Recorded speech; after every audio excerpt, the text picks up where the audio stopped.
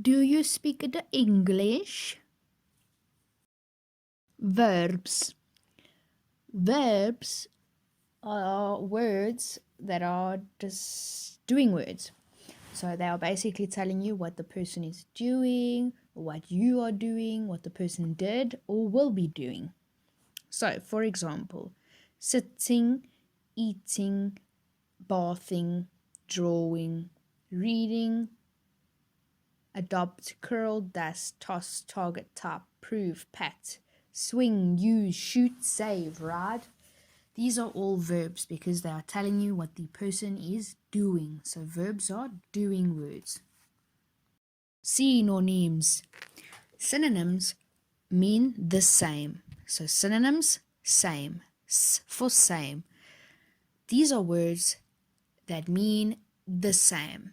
So it is a word like laugh. Laugh means to ha ha ha, but the word giggle also means laugh or ha ha ha. If you make a mistake, it can also be error. If you are sick, you could also say you are ill. So these are words that are the same. They are called synonyms. Animal sounds. These are the vocabulary animal sound words for what sounds animals make. You should all know this already, but let's just recap. A cat meow, dog bark, horse neigh, cow moo, pig oink or grunt. A goat bleats, a donkey brays, mouse squeaks, a frog croaks, a snake hisses, a bee buzzes, a bear growls, a lion roars, a tiger growls, an elephant trumpets, and a chicken chirps. Corner junctions. Coordinating conjunctions. Remember it as fanboys.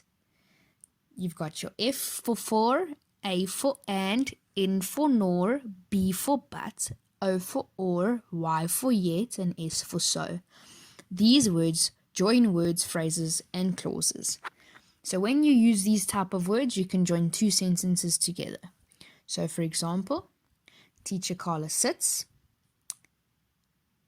Teacher Carla eats bread.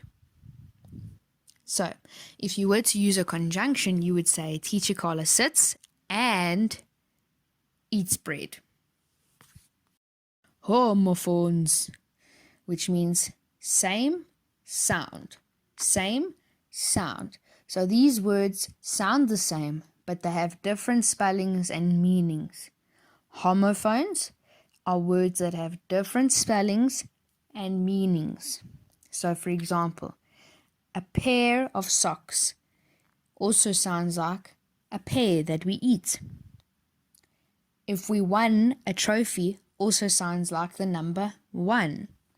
If you see a dog also sounds like you swim in the sea.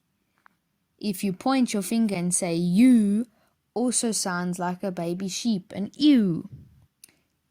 If you see an ant, it also sounds like aunt, which is your auntie.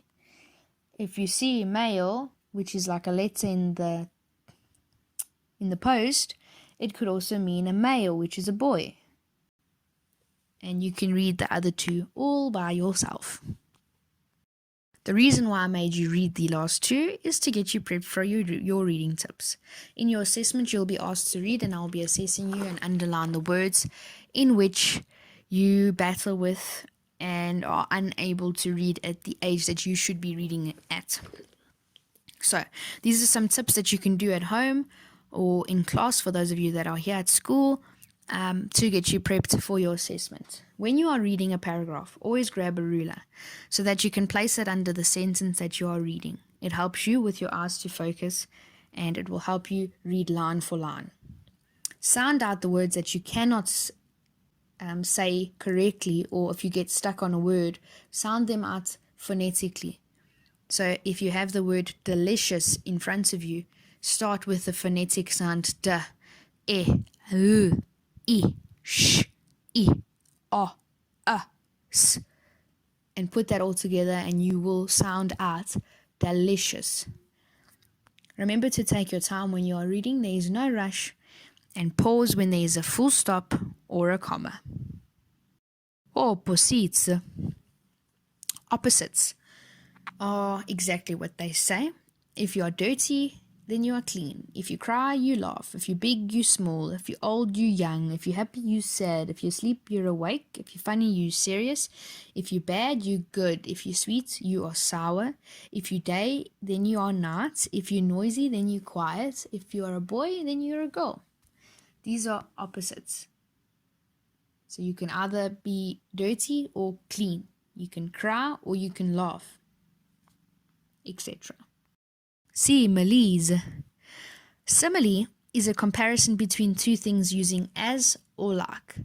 Here are two things that can be compared. A girl has blue eyes, is blonde, and has a bright smile.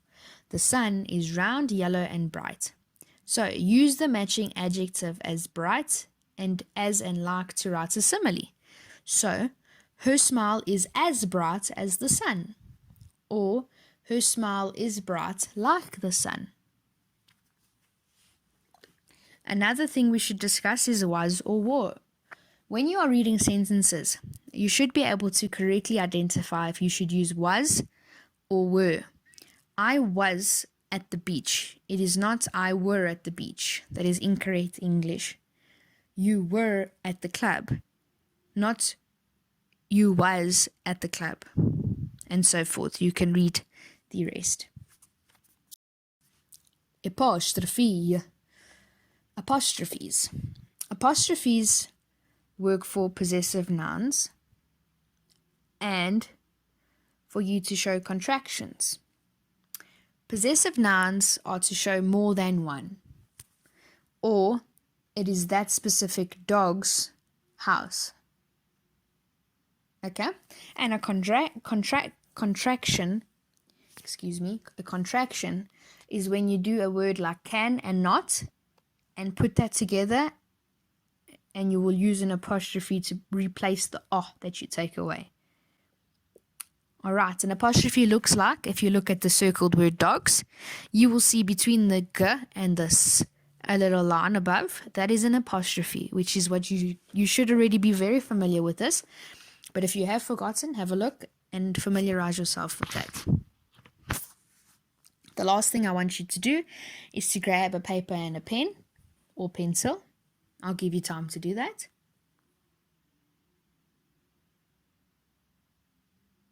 Okay, you should have your paper and your pen. I'm going to read your spelling words out. Please will you just write them while I'm reading? Thank you. Girl, boy, woman, children, read, up, down, where, computer, and noise. If you need to pause the screen, please do so. Write it 3 times over so that when you do your assessment, you correctly spell these words. A lot of you are very rush-centric and you tend to write down the wrong spelling words when there are silly mistakes. So please have a look at each of these words and how they are spelt. If you get stuck, do it phonetically and you won't have any issues.